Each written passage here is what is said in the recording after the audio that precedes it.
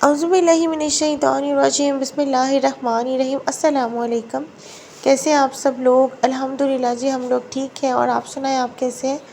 तो यहाँ पे मैं अपनी जो मिरर होता है, ड्रेसिंग मिरर होता है, उसका जो है ये क्लीनिंग स्टार्ट कर रही हूँ। फ़र्स्ट टाइम मैं यूट्यूब पे अपनी how I clean my house का व्लॉग शेयर कर रही हूँ। मुझे कमेंट सेक्शन में ज़रूर बताइएगा आपको कैसा लगता है। मैंने बहुत से लोग करते होंगे शेयर, लेकिन मैं usually I am not a person. मैं कोशिश करती हूँ कुछ सीखने सिखाने वाला काम हो, मतलब जैसे कुकिंग से रिलेटेड हो, कोई न्यू रेसिपी अपने स्टाइल में मैं आपसे शेयर कर दूं। लेकिन मैंने सोचा कि मे भी लोग बहुत शौक से देखते हैं और लोग क्लीनिंग की भी अपलोड करते हैं, तो मैं भी चलो ट्राई करती हूँ। तो मैं ये देखिए कितनी ज़्यादा डस्ट आ गई थी ड्रेसिंग टेबल पे, तो मैंने DIY होममेड ये बनाया था जो होता है क्लीनर। तो मैं आपको इसके बताऊंगी ये देखिए कितना चमक गया है। बिल्कुल भी मार्केट से लेने की ज़रूरत नहीं है, घर का इकोनॉमिकल भी बहुत पड़ता है आपको, और काफ़ी मतलब देर चल भी जाता है, और बिल्कुल भी ग्रीस डस्ट हर चीज़ को साफ़ कर देता है, चमका देता है।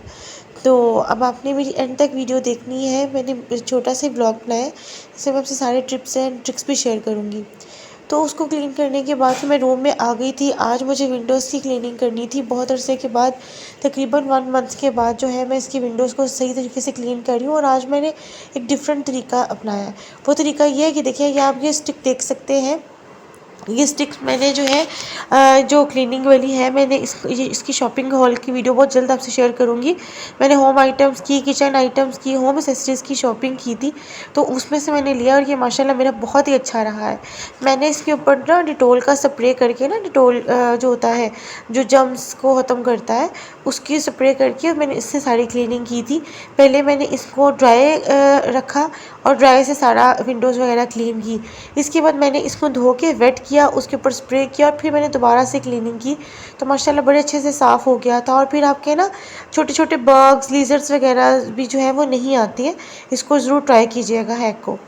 खैर, इसके बाद जो है अब अपने टॉपिक के बारे में बात कर लेते हैं। आप मेरी क्लीनिंग जो है वो देखती रहिएगा, तो आपको आइडिया हो जाएगा। अच्छा, किसी भी फल के दरख्त पर लगने वाले फूलों की तादाद देखने वाला सोचता है कि इस बार फल बहुत आएगा, लेकिन क्या दरख्त पर जितने फूल लगते हैं इन सबका फल आता है? हरगिज़ नहीं। दरख्त पर जितने फूल लगते हैं इन सबका फल नहीं बनता। इनमें से ज़्यादातर फूल तेज़ हवा के सामने साबित कदम नहीं रह पाते और झड़कर मिट्टी में मिलकर ज़ाया हो जाते हैं। दुआ कीजिए अल्लाह हमें ऐसा फूल बनाए जो पक्के, मीठे, रसदार फल में तब्दील हो और किसी भी मुखालिफ हवा से झड़ ना जाए, क्योंकि दीन के रास्ते में मुखालफत की बहुत आंधियाँ आती हैं। ज़्यादातर लोग इसका मुकाबला साबित कदमी से नहीं कर पाते और दरमियान में ही रास्ता छोड़ जाते हैं।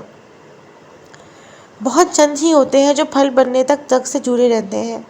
अल्लाह हमें आखिरी सांस तक दीन इस्लाम पर, सिरात मुस्तकीम पर चलने वाला बनाए, और हमारी आल औलाद को भी इसका ज़रिया बनाए। आमीन सुम्मा आमीन।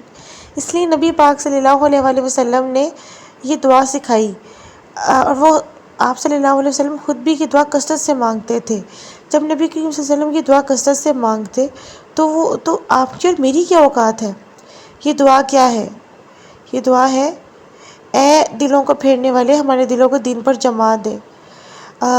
इसका अरेबिक टेस्ट जो है वो मैं आप सर्च कर लीजिएगा। मैं इसलिए नहीं कर रही क्योंकि मेरे पास ये अराब के बगैर आया है, and I don't want to pronounce it incorrectly. तो ये इस्तिकामत अल्लाह की मदद के बगैर नहीं आती, और अल्लाह की मदद के बगैर इस्तितानत यानी कि दुआ के बगैर नहीं आती। इसलिए दुआ का अपनी ज़िंदगी का लाजमी वो बना लें, ना मकसद बना लें, ज़िंदगी में शामिल कर लें। और ये देखिए माशाल्लाह मेरा जो है ये ड्रेसिंग वाला कॉर्नर माशाल्लाह कितना प्यारा लग रहा है, कितना नीट एंड क्लीन हो गया है अब। और आप देखिए मैंने इसके ऊपर जो है अपनी चूड़ियाँ और चीज़ों की सेटिंग भी कर ली है। तो इसके बाद जो है, इसके बाद अब मैं थोड़ा सा ब्रेक लूँगी, थोड़ा सा मी टाइम लूँगी, क्योंकि मेरी ना शुरू से जब मेरी शादी तय हुई थी तो मुझे बिल्कुल भी अपने घर पे काम करने वाली काम की आदत नहीं थी। है, मुझे लगता है कि बेटियों को काम की आदत डालनी चाहिए, लेकिन बाज़ माँ बाप इतने प्यारे होते हैं ना, मतलब वो अपनी बेटियों को बिल्कुल शहज़ादियों की तरह ही बड़ा करते हैं। नो मैटर कि इसके लिए ज़रूरी नहीं कि आपके पास रिसोर्सेज कितने हैं, इसके लिए माँ बाप की जो है ना मोहब्बत ही काफ़ी होती है। लेकिन हेयर तो मुझे बिल्कुल आदत नहीं थी। तो लेकिन जब सर पे पड़ते हैं तो सारे काम खुद करने पड़ते हैं। आज मुझे यकीन नहीं होता कि होम क्लीनिंग भी, इवन आई नेवर थॉट कि मुझे कभी वॉशरूम भी खुद क्लीन करना पड़ेगा। ऐसा नहीं है कि हेल्पर नहीं होती हैं, लेकिन फ़िलहाल मैंने, क्योंकि हमारा ज़्यादा फैमिली बहुत छोटी है, ज़्यादा लोग नहीं है, तो मैंने फ़िलहाल रखी नहीं हुई है। बाकी ये है कि अब मैंने सोचा कि मैं इस टाइम थोड़ा सा कहवा इंजॉय कर लेती हूँ, और ये मोरिंगा का कहवा है। तो बस अब मैं कहवा पीऊँगी, थोड़ा सा ब्रेक लूँगी, इसके बाद मुझे फिर से क्लीनिंग स्टार्ट करनी है।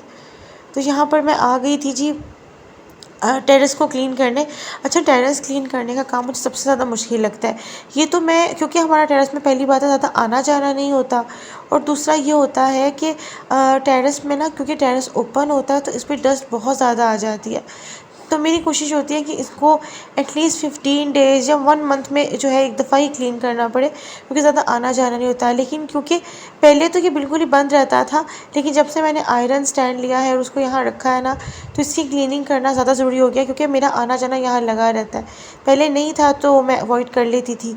तो बस मैं यहाँ पर अभी इसकी डस्टिंग कर रही, ब्रश से डस्ट क्लीन कर रही हूँ। इसके बाद मुझे जो है मोपिंग करनी है, और फिर उसके बाद हमारा जो है टेरेस भी डन हो जाएगा। बाकी ओबियसली घर की क्लीनिंग भी इसी तरीके से जो है वो हम लोग कर लेते हैं मैनेज। इसके बाद जी थोड़ा सा चाट खाने का टाइम है, तो इसको चाट को भी मैंने सोचा ऐड कर लूँ। मैंने बाज़ार से ऑर्डर कर ली थी। मैं इतना थक गई थी कि मुझसे खुद बनाने की हिम्मत नहीं थी, मतलब खुद बनाने का मूड भी नहीं था, और सारे फ्रूट्स हर वक्त अवेलेबल भी नहीं होते। तो मार्केट में यहाँ करीब ही बहुत अच्छा हमारे जो है वो फ्रूट और सैलड बार है, तो कभी कुछ मंगवाना हो ना, इंस्टेंटली दही भल्ले या इस तरह की चीज़। रमज़ान में तो हर ये चीज़ें डेली बनती हैं घर में, तो फिर टेंशन नहीं होती, फिर तो आपकी एक रूटीन बन जाती है ना।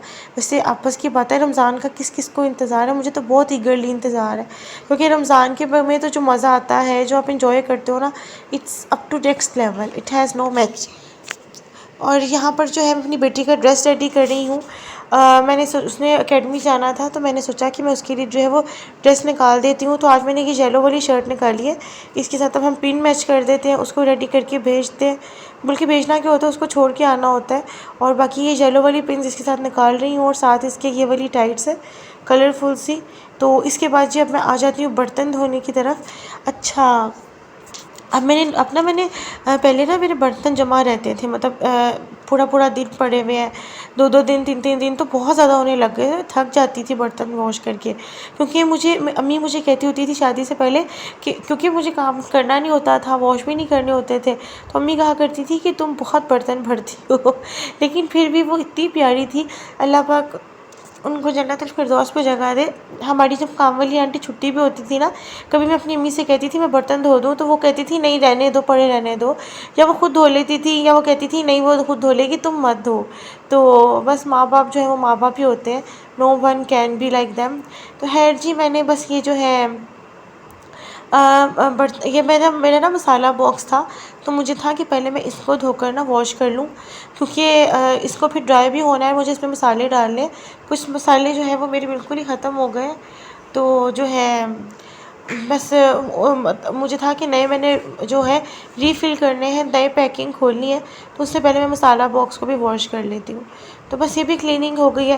बाकी तो छोटे मोटे बर्तन हैं वो हाथ के हाथ साथ ही धुल जाएंगे, तो मैंने सोचा कि मैं इसकी भी क्लीनिंग साथ ऐड कर दूँ। और बाकी ये है कि मेरी जो है इस तरह से जो है वो सारे अल्हम्दुलिल्लाह। अच्छा, ये वाला स्पून बहुत काम आता है, ये मुझे याद नहीं आ रहा ये किस चीज़ में मुझे मिला था, लेकिन इसमें ना टी स्पून और टेबल स्पून दोनों साथ साथ ही बने हुए हैं, तो मैं ये एक इसमें रख लेती हूँ, तो मुझे काफ़ी आसानी रहती है एस्टिमेशन करने की। और ज़ाहिर से आपको पता है जब तक ये एयर ड्राई नहीं होंगे तब तक हम इसमें मसाले वगैरह पोर नहीं कर सकते। तो बस ये है। तो बाकी काम करने से ही होते हैं, और काम आई थिंक करने भी चाहिए हैं। और ये है कि आपका टाइम भी गुजर जाता है, वरना खाली दिमाग पे आप क्या बैठ के मतलब वो सोचते रहते हो। और खाने में जो है मैंने इस दिन रात को बस वो बर्गर पैटीज़ घर पे बनाई हुई थी, तो उसके साथ बर्गर बना लिया था, और दोपहर को जो है फलियाँ बनी हुई थी, तो उसके साथ रोटी बना ली थी। तो बस इस तरह से वो कर लिया था मैनेज, तो मेरा ज़्यादा कोई काम नहीं था, तो अल्हम्दुलिल्लाह फिर मैं फ्री हो गई। और जब घर साफ़ सुथरा हो जाता है ना, तो उसकी तसल्ली ही और होती है, और जब गंद भरा होता है ना, तो इतनी कोई उलझन हो रही होती है ना जिसकी कोई हद नहीं है।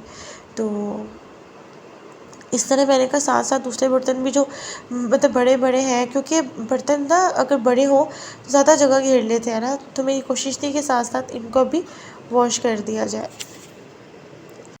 अच्छा जी, इसके बाद के सारे जो है बर्तन धुल कर मतलब ये धुल गए हैं, तो बस मैंने इनको ये जो मसाला बॉक्स है इसको मैंने अलग कर दिया है ड्राई करने के लिए।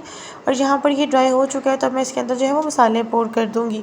तो मसाले जो है ना डालने से फिर काफ़ी ज़्यादा आसानी हो जाती है। अच्छा, मैंने बेसिक मसालों के लिए ना यही रखा हुआ है, जैसे क्या कहते हैं अ, ये जो होता है मतलब स्टील का रखा हुआ है। और जो दूसरे साबुत मसाले होते हैं ना, वो मैं इसमें डाल देती हूँ। वो वाले मसाले जो यूज़ तो होते हैं लेकिन कम होते हैं। बाकी मेरे पास स्टील का मसाला बॉक्स है, मैं उसमें भी वो डाल देती हूँ। अच्छा, ये सूखी वाली मेथी थी, तो इसमें आपको पता है कि इसके अंदर थोड़ी सी ना, अच्छा इसको बहुत एहतियात से ज़रा हाथ से मसल के इस्तेमाल किया करें। अभी मैंने इसको जो बॉक्स जो थोड़ा थोड़ा रह गया था, इनमें हल्की हल्की सी मट्टी सी होती है, अगर आप कभी गौर करें तो ये नीचे बैठ जाती है। तो जो थोड़े थोड़े मसाले मेरे बचे हुए थे ना पहले के, ज़ाहिर है मैं मसाले डिस्कार्ड नहीं कर सकती थी। इसमें तिक्का मसाला है, अचार गोश मसाला था, और थोड़ा सा अदरक का पाउडर था, और थोड़ा सा कसूरी मेथी थी। बाकी सब मेरे जो लहसुन का पाउडर है वो, और बाकी मसाले ख़त्म हुए हुए थे, तो वो भी हम खोल कर इसमें रीफ़िल कर लेंगे, तो हमारा अल्हम्दुलिल्लाह ये भी काम हो जाएगा। तो आज के सब काम हो गए, तो अल्लाह पाक का शुक्र है अल्हम्दुलिल्लाह। अल्लाह पाक ही इंसान को जो है वो ताकत देता है हर चीज़ करने की, वरना इंसान जो है वो कुछ नहीं कर पाता। तो बस अल्लाह ताला से दुआ है उस दिन का कि जब हम भी यूट्यूब पर जो है वो कामयाब हो जाएंगे इंशाल्लाह, तो आसानी हो जाती है हर चीज़ के लिए। और ये देखिए, ये मेरे पास अदरक के जो है वो 2 पड़े हुए थे, और तो मैंने वो खोल के इसमें डाल दिए। ये 50-50 ग्राम्स के थे, तो मैंने इसमें डाल के रख दिए। और यहाँ पे मैं लहसुन का पाउडर डाल दूँगी। ये देखिए, शान वालों का है ये। अच्छा, लहसुन का पाउडर मुझे बताइएगा कौन कौन जो है वो यूज़ कर रहे हैं। अच्छा है, खुशबूदार तो है, लेकिन ये चिपक जाता है, मतलब ना इसको लिटरली खोलना पड़ता है स्पून से ना। तो और ये बस इसमें मैंने ये डाल दिया है, और जो है इस तरह से बस ये भी रेडी हो जाएगा। और फिर काफ़ी जो है वो चीज़ें रखने के लिए भी जो है वो आसानी वगैरह हो जाती है। तो ये कसूरी मेथी जो मेरे पास हाफ़ पैकेट पड़ा हुआ था, वो पहले वाली तो थोड़ी सी ही थी, तो बस इसको हम रीफ़िल कर लेंगे। आपको पता है ये बहुत ज़्यादा चीज़ों में यूज़ नहीं होती है, लेकिन अच्छा रहता है ना इसको, मतलब टाइमली आप वो कर लें। तो ये भी हो गई है अल्हम्दुलिल्लाह रेडी।